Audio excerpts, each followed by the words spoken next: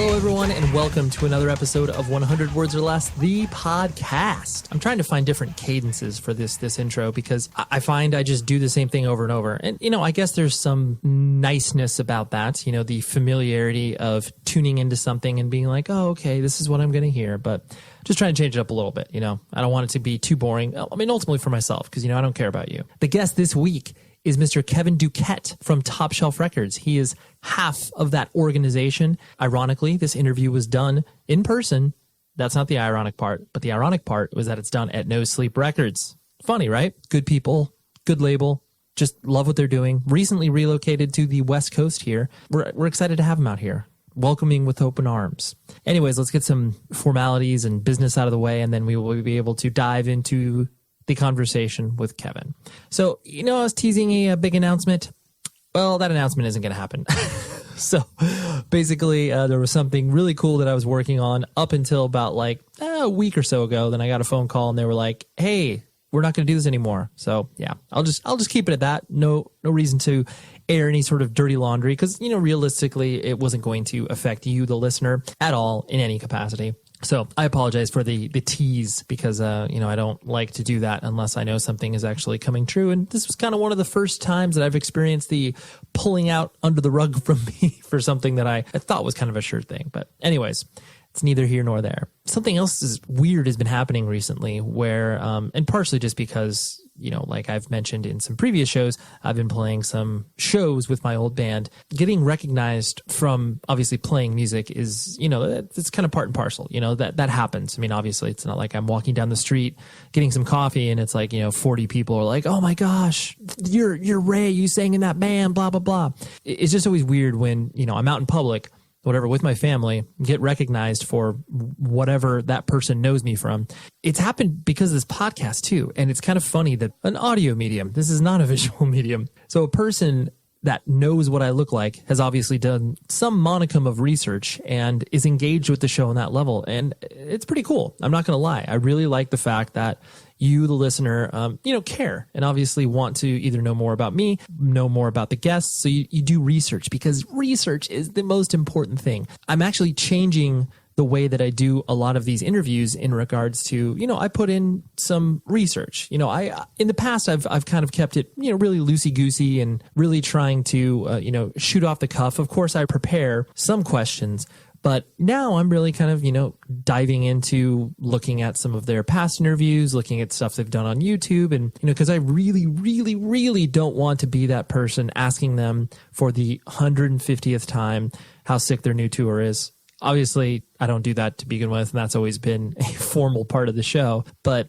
some areas are well trodden on, and I try to make sure that conversation is not happening here. If you want that elsewhere, that's fine. If you want me to ask about their newest record or how cool their guitar is or, how was the producer that they worked with, that'll be left for other interviews. This is basically to know this person on a deeper level. So basically, I'm putting a good, hour's worth of research when I am getting ready to speak to these people. So it's, I don't know, I'm changing it a little bit. Just want you to know. And hopefully if you see some shift in tone or some shift in the questions this will be a good thing. And if not, then tell me to screw off and email the show. 100wordspodcast@gmail.com and visit the show's website, 100wordspodcast.com. Let's step it up with these reviews. Okay. I've hammered you over the head if you've been a regular listener to the show for quite some time. Reviews are kind of a big deal for podcasts. So in order for this show to seem more legit, you got to dive into the iTunes store, type a few sentences, put a few stars on there. I know if you listen to other podcasts, everybody has the same plea. I get an emailed report every week of the comments that are left on the show. And this is not only from the United States, but from across the world. So if you are listening in another country, first of all, you're much better than America because America, you guys, you've been slacking off. So just step it up. That's all I'm trying to tell you. Leave some reviews.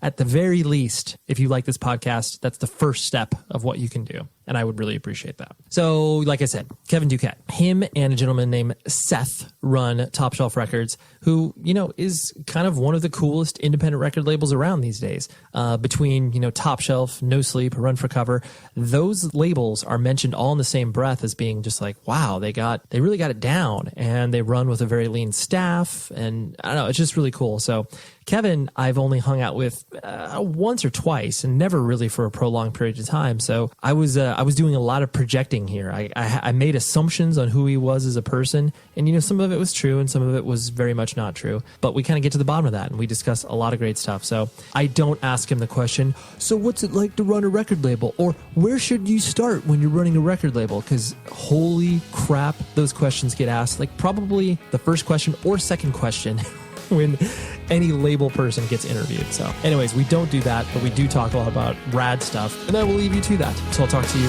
after this is done.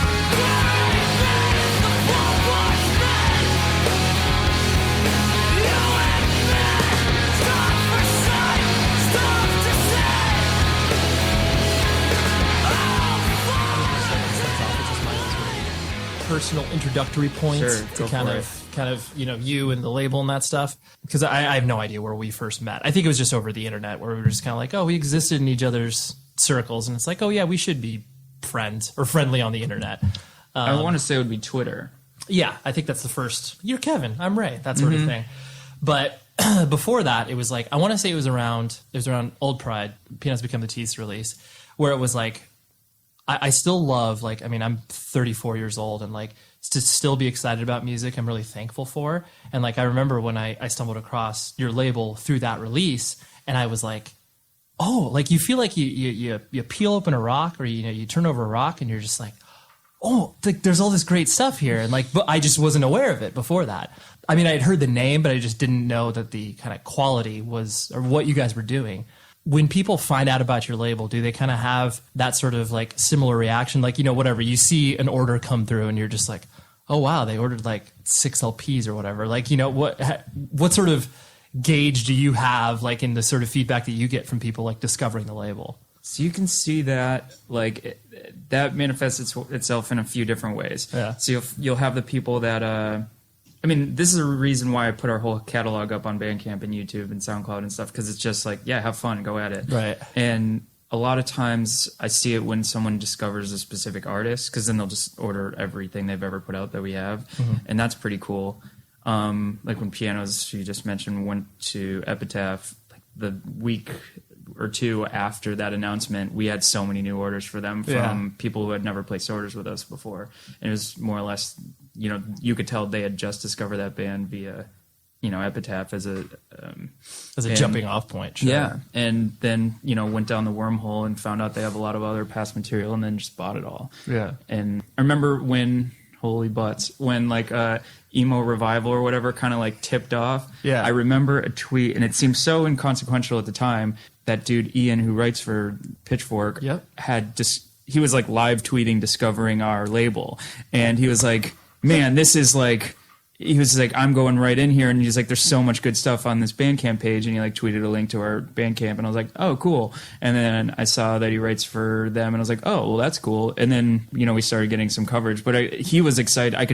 He was going through this stuff and going, wow, there's so much stuff that I didn't even know this kind of stuff was going on. Right. And it's that's a physical, you were watching a physical manifestation and expression of someone discovering your label. Yeah. And it's cool. It is. It's so, for lack of a better term, just because obviously it's the internet has made everything obviously so easily accessible. There's something charming about when you do discover, a label like whatever, No Sleep, Run for Cover, Tiny Engines, any of these labels that operate, quote unquote, just below the radar, where it's they're not this huge overblown operation. And when I say overblown, I don't mean that in a negative sense, but it's none of those labels obviously have a staff of 15 people. It's 5 people or less. Yeah, definitely, or less. Right. And so it's I think because it stays at that level, it does make it more exciting when you find it, because you feel like it's your own in some respect, you feel like you're oh yeah, Topshelf, that's my, that speaks to me. We have people that order almost everything we do, and there's specific, I'll meet people at Fest or something, or if I go out on tour with a band, and they're like, well, I'm standing behind the Topshelf booth, so they just assume that like I must be someone there, and they're like, yeah, I love the label, yada yada, like I ordered this, that, and the other thing, and I'm like, oh, what's your email? And I'm like, oh yeah, I know like X stand for it, x@gmail.com or whatever, Yeah. I don't even know if that's an email. Sorry, whoever has that email. Right. Apologies if you get 10 emails. But yeah, no, it does. Yeah. Like you said, it directly relates back to the fact that you're just like, oh yeah, I'm going to be connected to you because I've probably touched an order, or I've probably like emailed with you if you had a customer service problem or whatever. Like you have that direct connection. Yeah. But backing up, you yourself, were you born and raised like on the East Coast in the Boston area?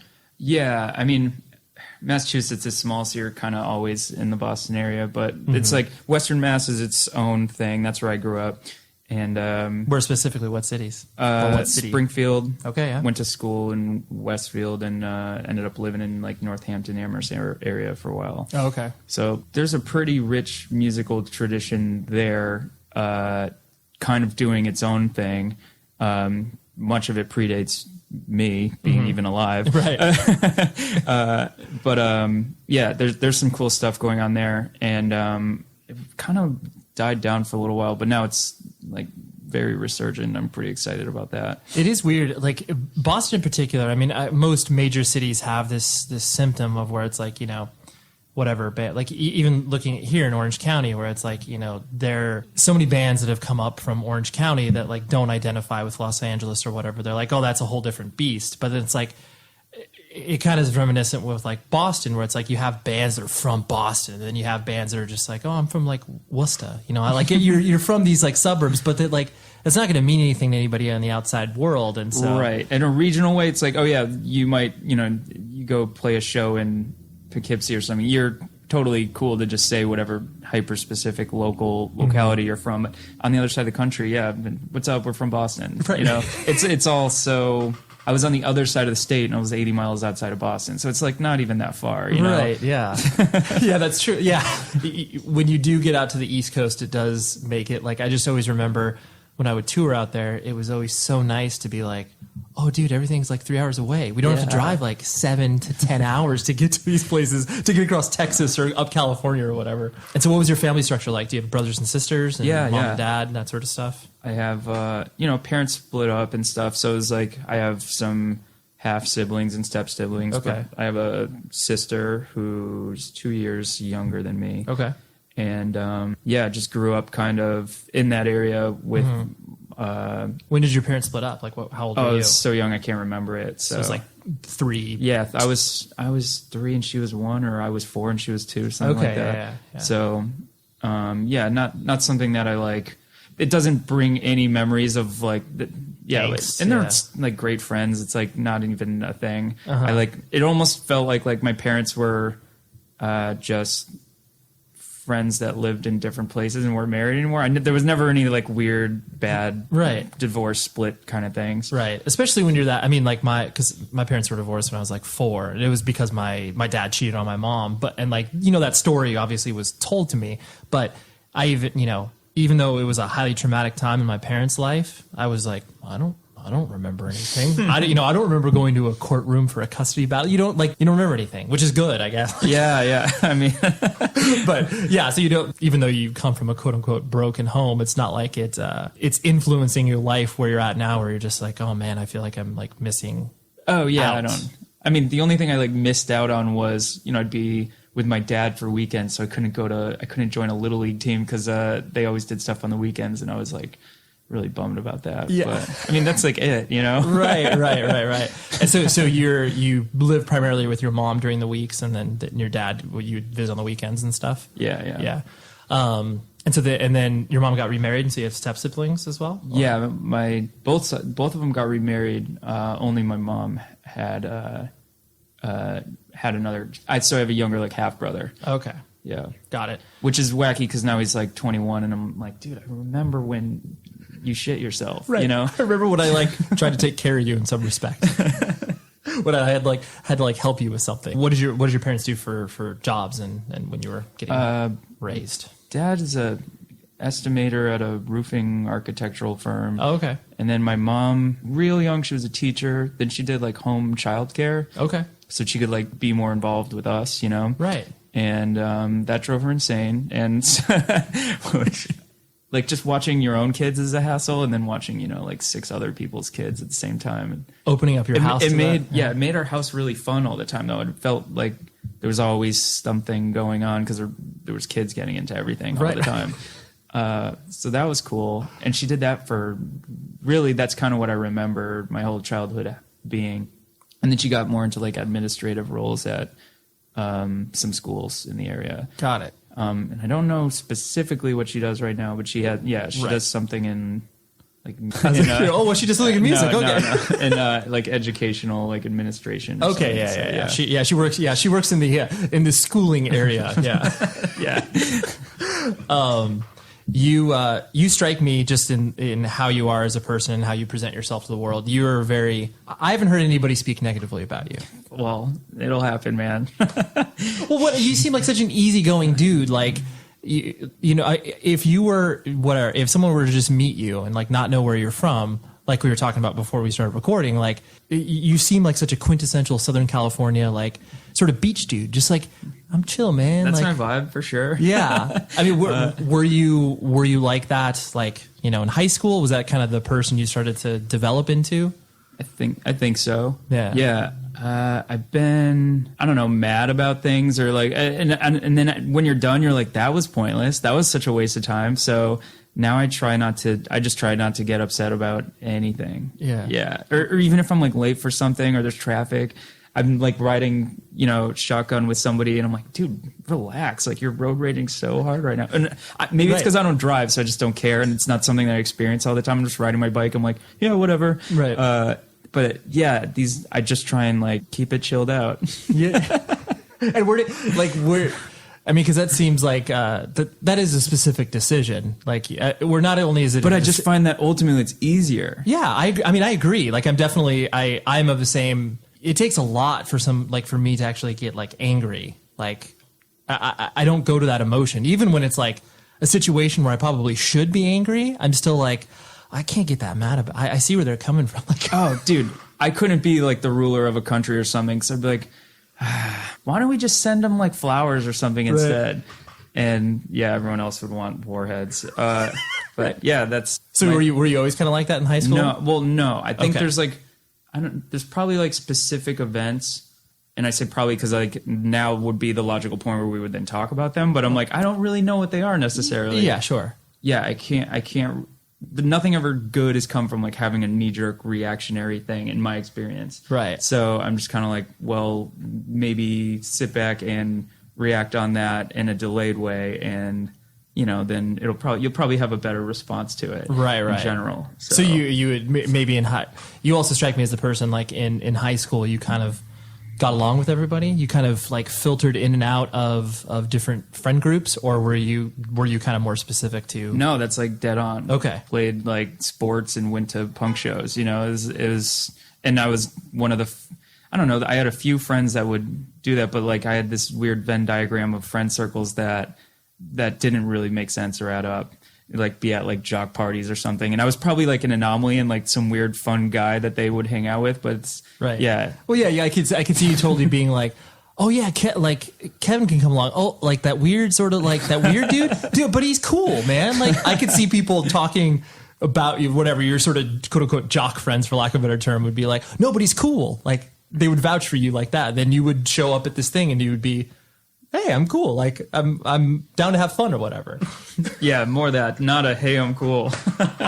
Maybe in high school at the time I might have said that. And so when did music kind of start to percolate in your life? Was it in high school? Was it in junior high school that sort of, you know, started to show itself? It was, you know, like always kind of there, but not in like a way that I feel like pretty much anyone that you have on this, like there's a time where music takes on like a much deeper, you have a much stronger relationship with music in your life at some critical moment that you can always look back to. Right. And I don't have like you know, I don't have that cooler older sibling that like turns me on to something. I didn't really have that figure in my life at all. So for me, I guess it's like a series of kind of like accidents that I even stumbled upon anything like this. Because there wasn't like some older friend or anything like that. I was just kind of like doing my thing. Right. And it definitely, dude, go like middle school, like getting into like, you know, things like Blink-182, but also just like whatever was on kind of like MTV, because that was cool to watch. And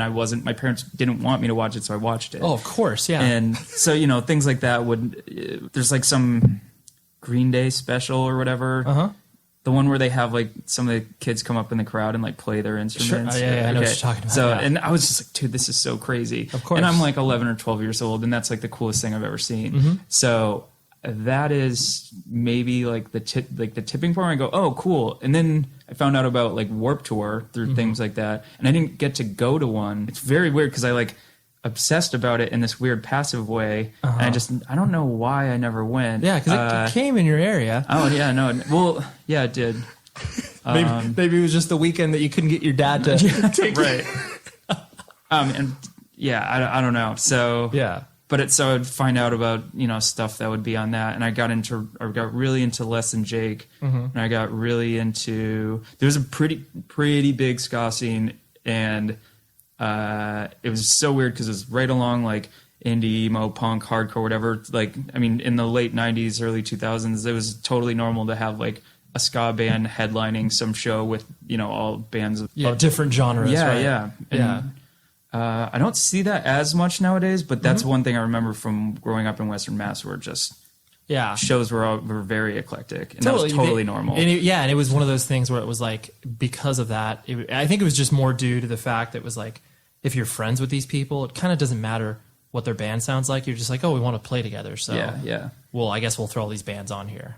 Anytime you see anybody talk about whatever mid 90s, late 90s, early 2000s, even into the early 2000s, of just like posting flyers or whatever, and just being like I can't. It's like one of my old bands played with Bright Eyes. Why the fuck did we? We were a hardcore band. We played the Shea Cafe with Bright Eyes. It was a horrible show for us because clearly no one was there to see hardcore. But it's like at that time it was just like, oh yeah, that venue, it made sense. Like, sure, we'll do that. Yeah. But no, like, I mean, sonically it didn't make sense. But it's like there definitely is obviously homogenization of, it makes more sense to put so many bands sonically together, but there is an element missing of where you're like, you don't have to all sound exactly the same. Yeah.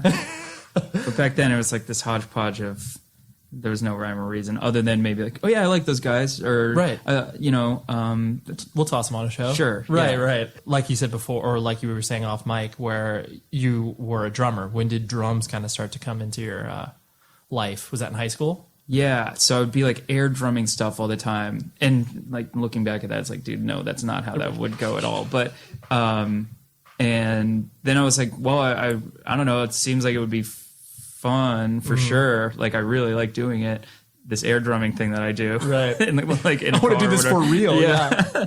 And so a friend of mine played in a hardcore band in Springfield, and he sold me his like just the kit that he got to start with for like $75. Oh, it's amazing. Yeah. Oh, but dude, it sucked. I mean, it was it's awful. probably like a Sunlight kit, like something. Yeah, like a basic Guitar Center, a Frankenstein kit of all kinds of different thing. Yeah, all the shells were different makes and everything. Yeah, it was so bad. Right. So I learned on that, much to the delight of my parents. I can imagine they were like... So she, at this point now, has like the home daycare with all these kids running around everywhere. And then I come back from school and I want to play on my drums. So, you know, they're all filtering out and going home. Their parents are picking them up. Right. And now I'm making, you know...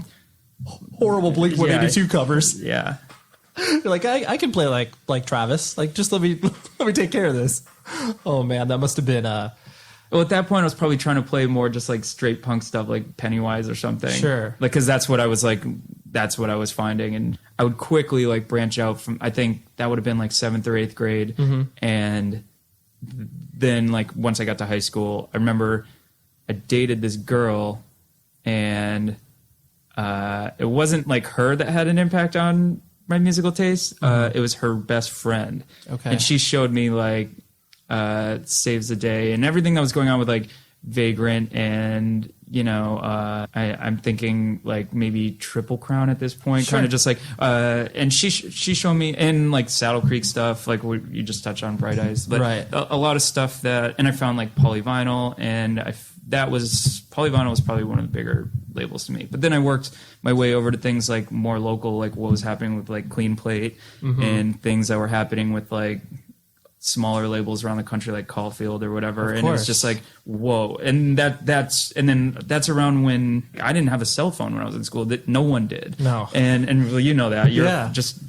We're in this weird pocket of the last people to experience this. We're definitely generationally where it's like, I mean, I remember getting a cell phone. It was like, I think it was maybe like my junior year of high school. And the only reason I got that was because my mom was like, you're driving, like this is like an emergency thing. It wasn't like you were calling people like, hey, let's hang out. Like it was like, I got to use this once a month or whatever. And don't use it otherwise. It's so expensive. Totally. It was never a luxury item. This was just like a piece of technology I had in my car in case of emergency. Yeah. And I remember when it started to shift from like that to, I remember like texts were like 25 cents each or something. And I was like, so I wasn't really doing that too often. And now it's, I can't even imagine. I can't even imagine talking to people. I didn't have a cell phone in college. I can't even, like, now I think about it, I'm like, that would have made things a lot better. Right, that would have made my life a little bit easier. Dude, I walked all the way across campus, and you're not here with the, and it's, now I could just text you. Yeah, you're like, oh, you're not going to be there? Okay, that's fine. So, and so then wild tangents this whole time, sorry. This is one of the whole points of this thing. Did you play in a band in high school? Like, did that start to form? So, high school. Okay. So, going into high school, one of my close childhood friends was like, both of us sucked at anything musically, but we, agreed that we both wanted to learn how to do something and start a band. I met some dude who played guitar in my like math class. Yeah. And then, it was just the three of us to start, and we kind of had like a rotating door of some other people that we, tried at like a second guitar and like changed out a bassist once or twice. But we had like, it was fun. We did like some tours on the East Coast. What was the name of the band? It's called Six Finger. Six Finger, okay. Named after the Inigo Montoya's and Nemesis and so Princess Bride. Right? Yeah. Not like the numeral 6 because God, that's tacky. No offense to anyone doing that, but but in the in early 2000s that wasn't like as squeamish of a dude. I think back to like the name Six Finger and I'm like, that's an awful band name. It's totally bad. I mean from a sort of first band perspective, it's not that bad. Like I mean they're like clearly my first band's name was Doomed Society. And that we were like total. That's kind of tight. I mean, we were totally like just like a bad punk band, but it was like I look back on that and I'm just like, whew, like that's. I mean, again, it described our sound, but that's exactly what your first band name should do. Where you're just like, oh, I want to like. All we were doing is looking at like a band like Snapcase and then looking at a band like The Exploited, and we're like, we want to merge these two worlds. Fucking Doom Society, man, and it's like, oh god. But so Six Finger is not a bad name. Okay, I can't tell what you sound like though. We sounded like so none of it. You can't listen to it anywhere. I don't think. Maybe a Pure Volume, maybe a MySpace page or something. Sure, I haven't really checked. And if it would be, it would probably. I'm not even sure what material from like what era would be on there. Because we were a band for like 6 or 7 years. Okay, so and that starts from like us literally learning our instruments to learn our first songs, which you can only imagine how bad that must be. Of course. To like 7 years later when we're actually kind of together. Right. Yeah. So I don't know what you would find on the internet, but hopefully not much. Yeah. What were you trying to go for? Okay, so like this is probably around when I started to get into like everything that I mentioned before. Like I was basically sound like a Texas is the Reason Mock Orange-y kind of like early Mock Orange stuff because the latter stuff hadn't come out yet. Right. Which it's okay. Not to take away from that, it's still really good. No, it's okay. Very few people know who Mock Orange is at all anymore. Okay. I love that band. It's a new record coming out. Oh really? Yeah. I wasn't aware of that. Yeah, it sounded like that Saves the Day influence as well. Probably like more Stay Where You Are kind of stuff. Okay, yeah. And the band name doesn't describe the sound, but that's so maybe your first band name is bad because it doesn't describe the sound. But I was like, we were just getting into that, and I didn't really get a sense of the the aesthetic for that. Right. In terms of sonically, I guess I kind of got it, but I didn't really delve. And this is perhaps like a result of the internet, because, I was finding out about this stuff through like Last FM or whatever. I wasn't going to my record store and like, feeling this product and seeing it and seeing what the vibe of this band is all about on like an actual physical format, or like seeing them play, because some of them had broken up at this point, and some of them just, I don't know, not a lot of bands came through Western Mass, and I don't have a car, so it's like, okay, I'm not really going to see your band. So sorry, this is a tangent, but do you have your driver's license now? I do. Okay. Yeah. So you can drive, you just choose not to. Okay. Yeah. So I live in downtown Boston, like parking spots are more than my rent. So there's no reason for you to do that. Okay, got it. I was curious if this was a very specific decision of yours to be like, I am not gonna get behind one of these vehicles. No. I used to have a 15-passenger van. Right. That I just like knocked all this. That was my first car. So just so you bought that for the specific purpose of touring? For the band. Yeah. Nice. When you started to tour and you started to obviously see the world a little bit more, what did were your mom and dad being like, Kevin, what are you doing? Like tour? Like were they? We would largely do stuff in like summer vacation time. Okay. And so that was seen as like okay, like go. That's have your fun. Summer camp, sure. Yeah.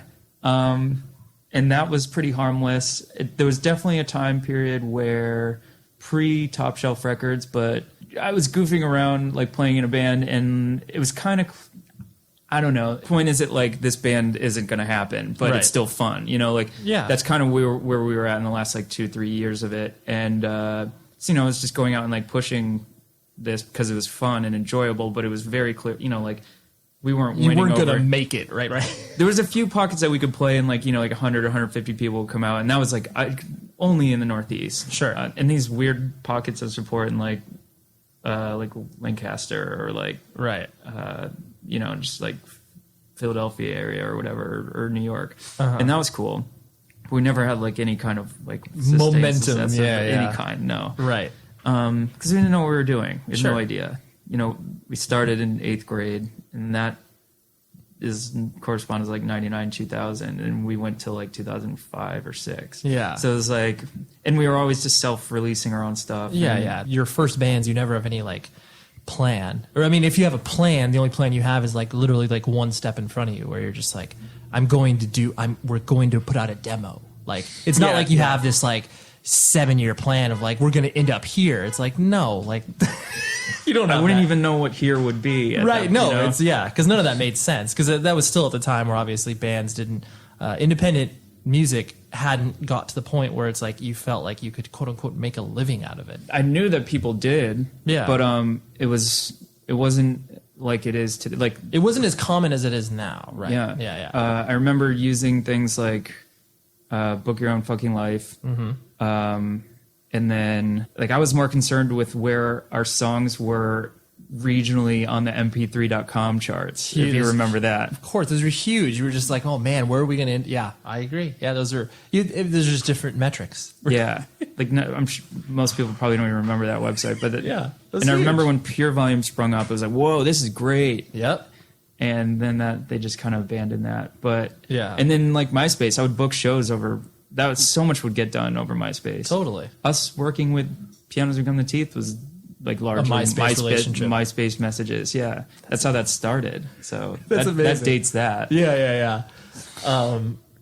So then, did you have a quote unquote plan in your own head as far as like when you started to graduate high school and kind of like what you wanted to?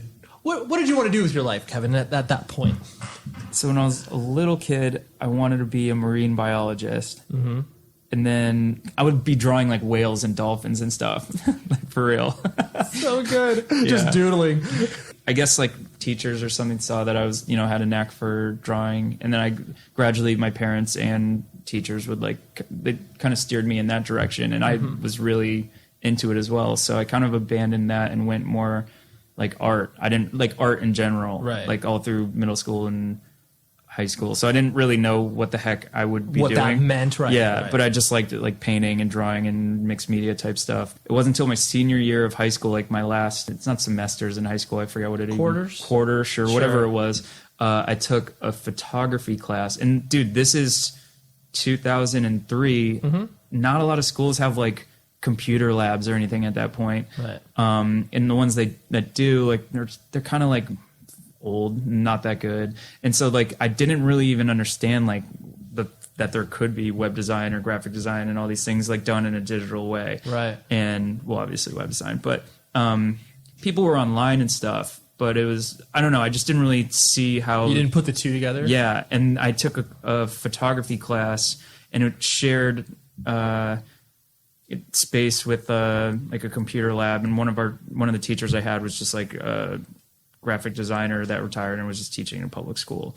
And I learned a ton just like passively, just like, whoa, what is all this? And that piqued my interest, and then that's what I knew I wanted to do going to college. Got it. So then I was just like taking graphic design courses. In college? Yeah. Did you graduate from college? No. Okay. How close did you come? Oh, dude, it's embarrassing. I am 6 credits away from having a degree, and I just like was like, oh, fuck it. That's amazing. You're like 2 classes basically. Yeah. And I live next to like where I live in Boston. I'm next to like Mass Art, Museum School of Museum of Fine Arts. I'm next to, there's like 20 something colleges within a mile radius of me that all have art programs, and I could just easily have gotten this done in the last 5 years, and I just don't. Right. It's like almost out of principle now. You're just like, nah, I'm fine. Paying off my student loan debt sucked without a degree, but yeah. Yeah, that's definitely true. It's like, what is this for? What am I doing this? Did you, because you worked at the Boston Globe for a while, was that like your first quote unquote like sort of real job, so to speak, as far as like getting... That's what got me moved from Western Mass to Boston. Okay. Before that, so I took my first job doing like basically working for a web design development firm in Northampton, just taking like client work and whatever they needed. Yeah. And so that was cool. And, you know, I got like a decent salary and benefits and stuff. And I was like, so that was like, I was going to go back and finish school, but that was too good there. But I was like, oh, this is fine. And I'm already, and I found pretty quickly that like programming world, if you can show like, hey, I can code this up and I understand like processes and semantics, and I understand like basically if you could just show your chops and show that you know what you're doing, like they don't really necessarily care whether or not you have a degree. And no, it's true. Yeah, your work definitely opens the door for you, especially, I mean, a person like yourself where it's like you're personable. Like most people that are sort of relegated to the corner of like, oh yeah, they're just a programmer. Like don't talk to them. Like I worked with some of those for sure. Totally. And so it's like, but you obviously you come from a more artistic background, so you know how to whatever, interact with humans. Like as opposed to just likewise. Yeah, well, there we go. But so it's like, yeah, your skills are more than just like obviously just program me this thing. Like shut up and don't talk to me because you're weird. So it's like you can offer more, and that will hopefully like get you, that will get you the work where you landed. Yeah. And that's kind of like, how it happened. Maybe I would have got offered like a better salary or something if I had a degree, but it didn't, I don't know, it didn't bother me, and it wasn't like, didn't feel like it was hindering me at all, so I just didn't finish. And then the label started to take off, and I was like, well, now I'm my own boss. Well, with Seth's my boss. I don't necessarily need this immediately. And I was like, if I ever come to a point where like, okay, music is not a thing that I can live, I can live off of, or I'm not passionate about it anymore, or whatever. Yeah. Then maybe I just go back and get those 6 credits, and it's totally. No big deal. And then you have a piece of paper that proves you're a smart person, right? Yeah. Or something. Something like that. And so then, I mean, the history of Topshelf is well documented in regards to like how you guys got started, and you met Seth. You met Seth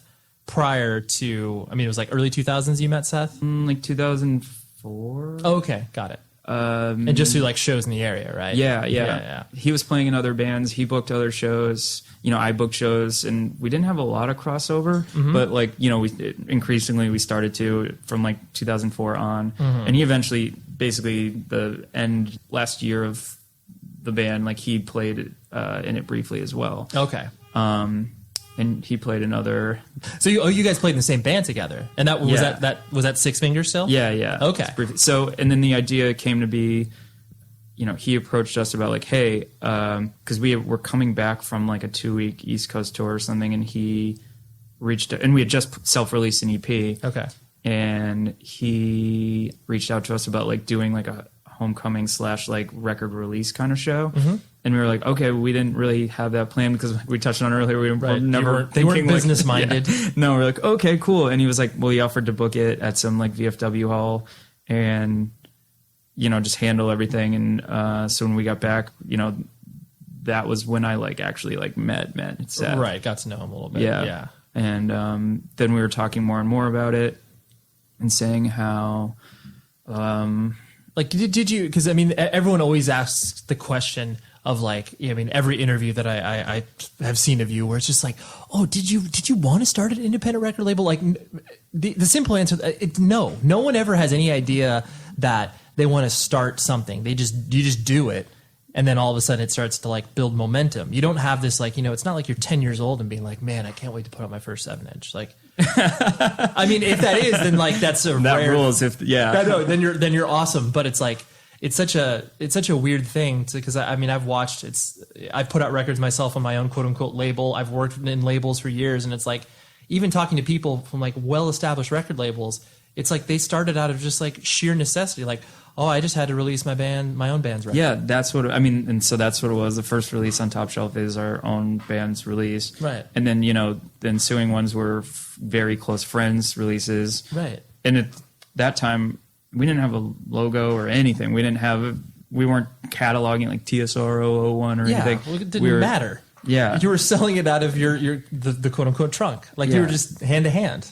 And so this was just like by the third or fourth one, we're like, dude, I think we're a record label. And, so we basically just started to look into what we need because we were having fun doing it. Of course. And then that's when we were kind of like, and then we're in college at this point and we're kind of looking at it and going, all right, well, this is fun to do on the side right now. And it's like not really hampering our studies or in my situation, my non-studies. Right. So I was psyched on it. I was like, okay. And I taught myself how to like front end code to like build us a website and like build our friends' bands' websites and built like there's this website in the Northeast called Just Another Scene. Okay. Oh yeah. I remember that. And it like kind of went defunct and it kept getting like not really updated. And so I wanted to build something to replace that, which never saw the light of day. But you taught yourself how to do those things. Yeah. Yeah. Obviously as Topshelf started to develop, and again, this is like well documented in regards to, it was whatever you say, 2008, 2009, that's when you felt, things were going well, but at the same time, like from a financial perspective, you guys were basically going to be like, fucking, we're done. Like, we can't do this anymore. The sort of soul searching moments that you went through, I'm sure, whether it was like, because at that time you were still working at the Boston Globe still, correct? No, Globe for me was only 2000, maybe late 2009 to like mid 2011. Oh, okay. And before that, I was at this company called Fuzz Productions in Northampton. Okay. And that was just sort of, and in my time at both of these places, I think it was probably clear to my employers that I didn't care. You're like, I'm just doing label stuff. Yeah, I'm doing label stuff. That's what I cared about. And like increasingly, that's what I cared about. Right. And, I didn't find myself staying at places very long because I was just like, a couple times the label just was what took precedence and that's what I cared about. Right. And so I knew probably around that time I wanted to make the label something like viable more than just a hobby. And it was actually starting to be something that took up more and more of my time. So I realized, okay, if this is going to start to take up this much of my time, like we need to find a way to balance like 9 to 5 plus this label on the side. And me and Seth were kind of running the same problems. Right. So I was the first one to kind of like jump ship from the 9 to 5 world and like go Topshelf full time. Right. And that was in 2011. So I've been doing it since then. Right. And then he just recently did that this year, switching his role at Bridge 9 to just Topshelf full time. Right.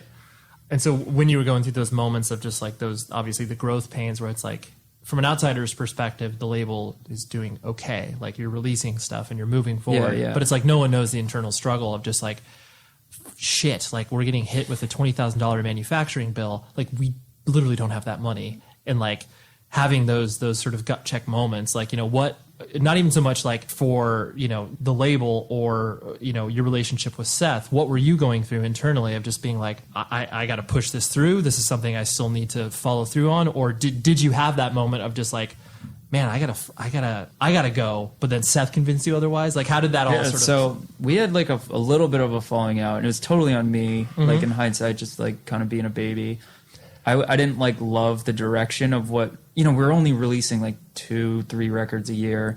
And I just wasn't, I was kind of like, listen, man, I feel like if this is just going to be like a hobby, especially, like I really want to do stuff that like I love. I really like, I don't want to put it out unless like we really love it. Right. And we were starting to like put out records just because it was like our friends' bands, and like not necessarily like loving what they were doing, but just like, yeah, I like the people involved with this. Yeah. Right. And it's like, you can't do that way. That's not a viable thing, because that's palpable. Like people know like this is dialed in, and this is get me excited about this.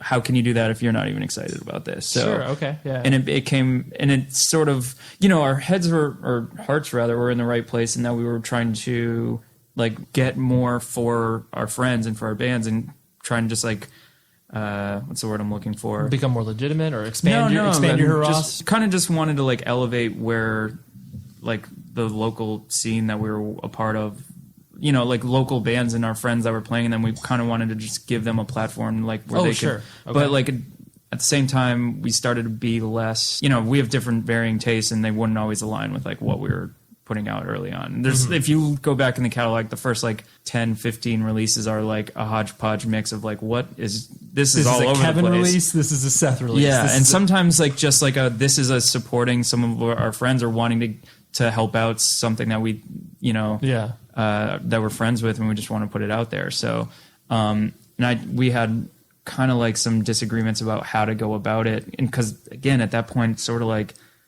we don't really understand the scope or where we're taking this or where it's going or whatever. So, definitely stopped talking for a while. Yeah. And, was it basically you yourself just kind of were just like, fuck this. Like I got to step away from, and like, not even like a dick move, but just like, I got to separate from this. Cause I can't stand talking to Seth. I can't dig into this right now. And you were just stepping away. Yeah, kind of. So I went and just took a plane and went to Costa Rica for like 3 or 4 months.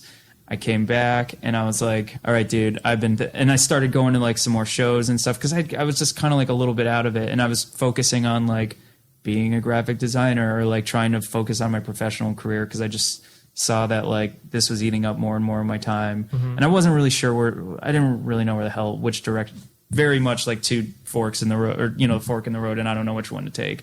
And this is this like crossing back and forth before having to make a decision. Right. And so finally I was just like, damn, I'm still pretty dang excited about like music in general, and that's what I keep coming back to. So I hit him up, and we grabbed like a dinner or something, and then we probably just like talked for like 2 or 3 hours. And coming out of it, that was like, were you scared going into that conversation with him? I was definitely like tail between legs, like, yo, dude, I know, like, and he was keeping the machine going. He was keeping things running like pretty smoothly, and I was like, you do not need me. But like, and it's now it's at this point where it's like, I don't even know. I wouldn't know the first thing about what I know what he does on a day to day, but like, of course, you guys do feel this really interesting, because like, having an independent record label that has 2 specific visions that's next to impossible. And you guys fill each other's roles very well. Like every business person needs a person that is like the band dude, and every band dude needs a business person. It's like you have to have that yin and yang, like, because otherwise, like, you'll just be, you're adrift in like, I want to sign this band because they're so sick, but they've asked for like $20,000, but I don't care, man. They're so good. And then the business guy's like, that is a terrible decision. I do that to him like once a week probably, and and he has to pull you back to be like, I realize that you like that band, Kevin, but but more often than not, it's the dude. Listen to this band.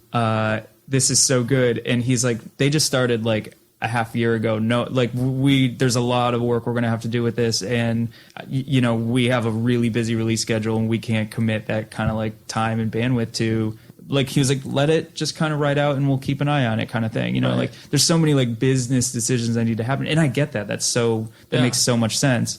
But there's that part of me that's like, no, I'm, you know, we're here now and I'm excited about it. And yeah, it's a testament obviously to your friendship that you guys have obviously weathered the difficult times and the storms, because otherwise you wouldn't have ever had that moment of, like you said, like you coming back to that dinner table with the tail between your legs and being like, I'm really still passionate about this, Seth. Like, can I come back? Like, what was that? Was that some of the discussion that happened in a much more drawn out, long-winded way? I'm sure. I might have said a sorry or something. I'm sure at some point. Yeah. And then, you know, I talked to him about a few different bands that like had my attention and I was excited about right now. And sort of, I think we realized it was like, all right, like dinner, we were kind of like, all right, we need each other to kind of keep this thing moving because otherwise I don't really know if he would have slowly over time just like phased it out or if he would have kept it going. I mean, I don't really know. There's no way to know. Yeah. But the work of two people up to that point, and it's not the same thing when you know you have one of that component is missing. But yeah, no, I understand what you're saying. I mean, definitely, it's you guys, like I said, you work with each other so well that it's like you couldn't envision this thing existing without. I can't do the label without him. Like if he goes, you know, he'll go on a vacation with his wife or something occasionally while he's gone.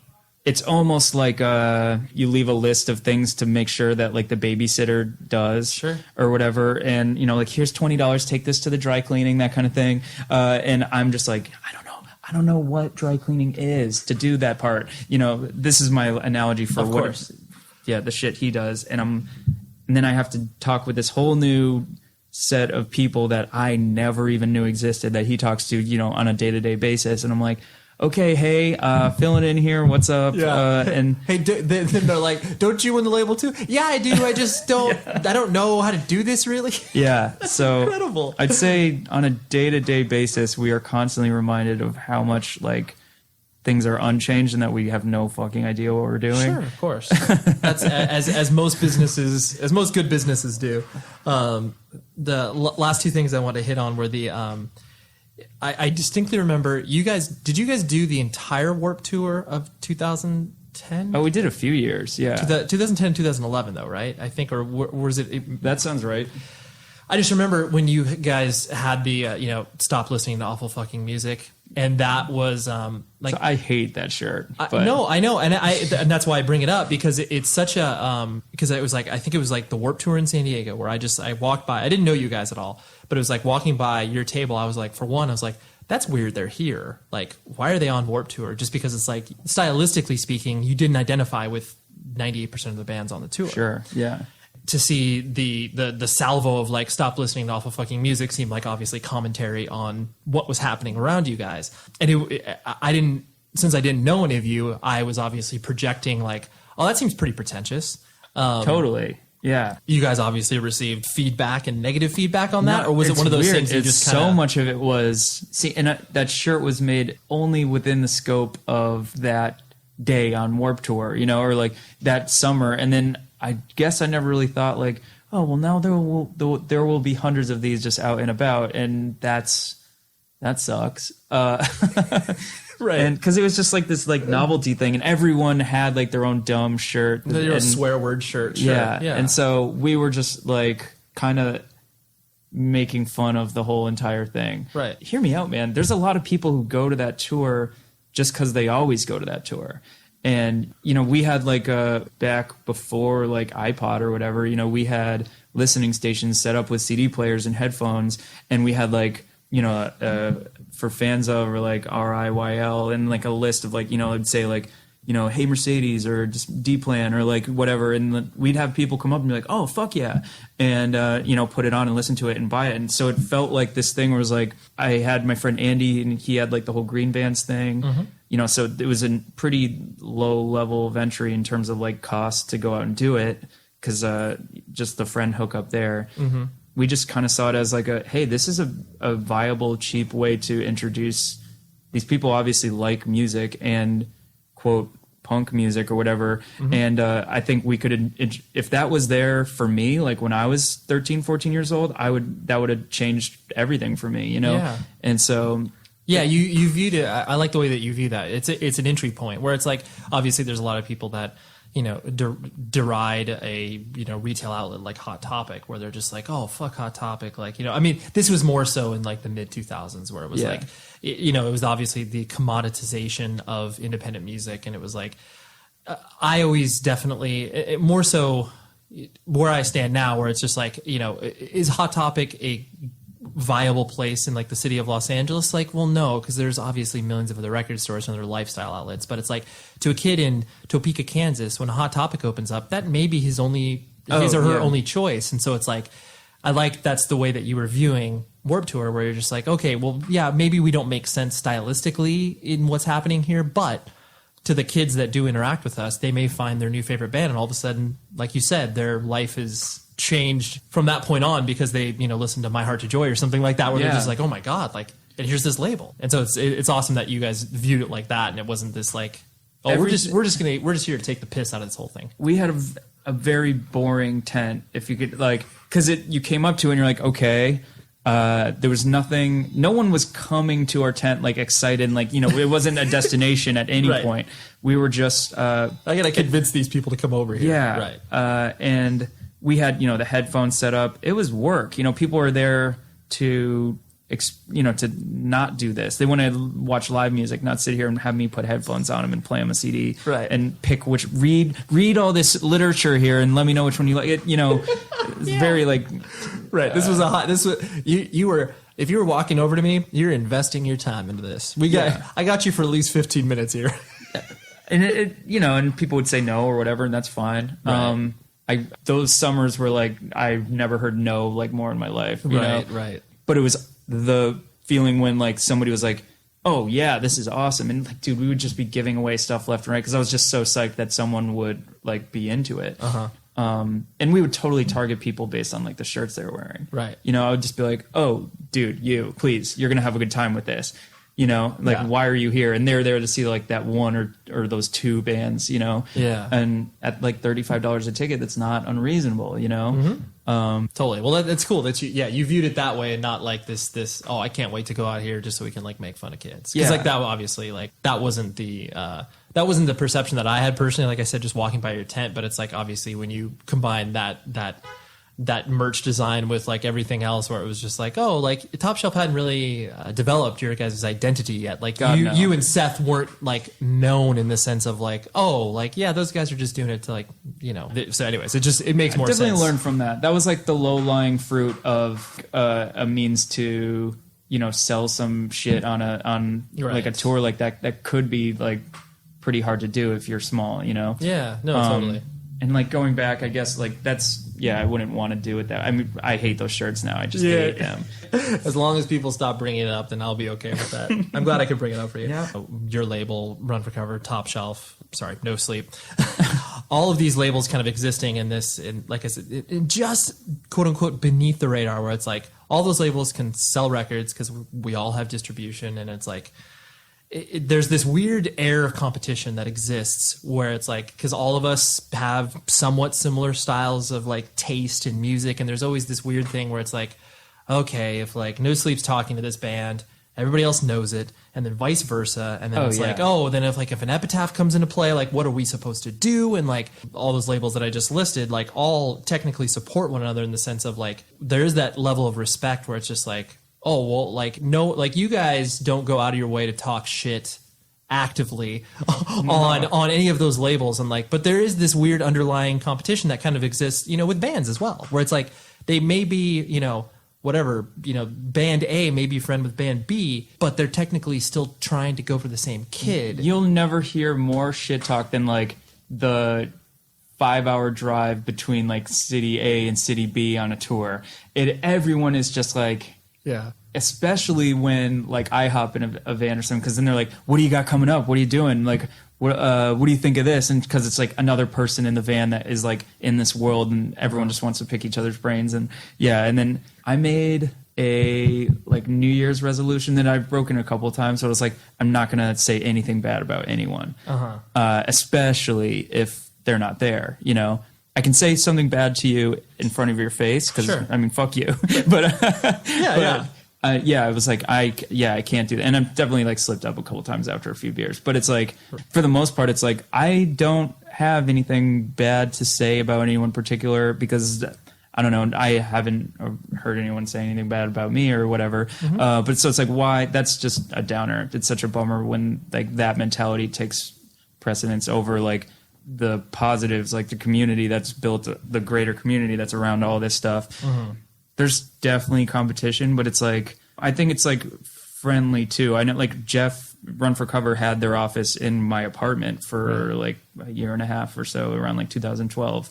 And, you know, we're literally coexisting in the same space for a long period of time. And is, you know, we're all up in each other's business and that's totally fine. The vibe was good. And like, there was, you know, we're always going after the same stuff and doing similar things, but at the same time, there's more positive than negative, I think, to come from all of that. Yeah. I think there's a cool support system. We all carry each other's releases in our stores, in our distros, and I've given them like, hey, where do you get this printed? Like, hey, I go here, you're gonna get a better rate here. They do a better job here. Where are you guys getting distribution in like Europe? I'll intro you. You know, like it's behind the scenes things, just like helping each other out that maybe wouldn't exist in other industries. You know what I mean? Yeah. No, that's true. There is definitely that. Like, no one's blackballing anybody from like, you know, if you do ask for that advice, no one's being like, oh, I'm not going to tell you. Where it's like, yeah, like obviously like in investment banking, like, can you give me a hot tip on that stock?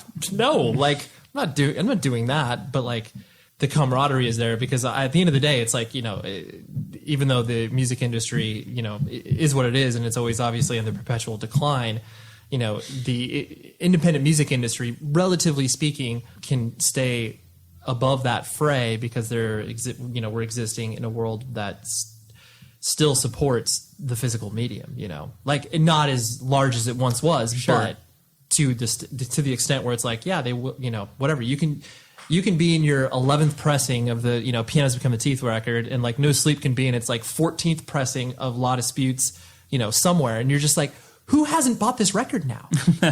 Right. It's but crazy. There's always people being turned on to it. I think there's been a huge resurgence, or interest rather, I shouldn't even say resurgence, in what all these labels are doing, like Count Your Lucky Stars, Tiny Engines, us, you know, everyone we mentioned, Run for Cover, No Sleep, et cetera, et cetera. So in the last years, I'm seeing everyone kind of get lifted together, which is really cool. Totally. And I think, you know, over the years, what we're all doing changes and shifts a little bit. The ethos and the aesthetic is largely consistent and the same, and slowly starts to cement itself as like at this point, I kind of know what No Sleep is all about. I kind of know what Run for Cover is all about, but those things kind of like changed with tastes and with like overall trends over time too. Sometimes reactionary against, sometimes, you know, going with. So it's like, everyone's just kind of like vibing all together. There was no end point to that. I agree. Yeah. Tangents. Like, right. No, I mean, yeah, no, I think none of those labels could really exist kind of without one another, as strange as that sounds, because it's like there is that level of whatever competition, so trying to sign the same bands, but it's like at the same time, it's like if there aren't more choices for bands, like, you know, whatever, a band that has worked with you guys, you know, could theoretically move to No Sleep and vice versa. They would just want a different experience, and like, often do, and ultimately it comes down to the fact where it's just like, it's not like, oh my God, that was an awful experience. It's just like, yo, we want to try something different. Like, because you have a different vibe or you have a different aesthetic. And it's like, okay, yeah, like I get that, you know, as opposed to just having kind of one choice in the game where it's like, well, I guess keeps everyone on their toes. Yeah. Totally. And it's kind of like, I mean, think how stagnant or potentially half-assed that could be, you know? So it's sort of like, you wake up every day going, all right, I need to do a really good job at what is my job, right? But not just, you know, because I want to, or because of, you know, reasons of I'm working for people that I care about, or, you know, at this point, but also just like, you know, there's a whole other world around here of, you know, moving parts and other people doing similar things, and it's sort of keep up. It's friendly. Yeah, It's a friendly little competition kind of thing. Yeah, no, I agree. Everyone's always looking over everyone's shoulder, and sometimes I'm like, oh, that's cool, and sometimes I'm like, well, I don't give a shit. But yeah, totally. You do, that's fine. You do you. We'll do us over here. Yeah. Well, I really appreciate you hanging out with me. Thanks for doing this in the No Sleep office, which is I know it's appropriate. We should have been sitting in Chris's desk. That would have been appropriate. Oh, that's where I'll be working from all day. I think he's in London right now or something. Yes, he is. Okay. Well, thank you very much, Kevin. I appreciate it. Oh, dude, totally. So that was Mr. Kevin. Like I said, I'm very glad that Top Shelf Records is out here on the West Coast now. It's awesome. And we like to have good people out here because anybody that's traveled to Southern California realizes how awesome it is. And, primarily because of the weather. Like, I'm not going to lie. That's definitely the main factor in people coming out here. And so I just always encourage people, if you're ever looking for a place to move, just come out here. You'll probably like it. So anyways, the producer, as always, is Tom Richfield. I have been your host, Ray Harkins. I don't think I've ever done that on the outro, but yeah, whatever. Here we go. Just trying something new, Just, we're getting on the 3-year anniversary. I mean, it's going to be a few months, but I think it happens in May. I can't believe I've been doing this for 3 years. It's awesome. So anyways, that was Kevin. I am Ray. This is 100 Words or Less, the podcast. An awesome show's coming up next week, as all these shows. I mean, let's just be honest. This is probably one of the best podcasts you listen to, right? Anyways, until next week, be safe, everybody.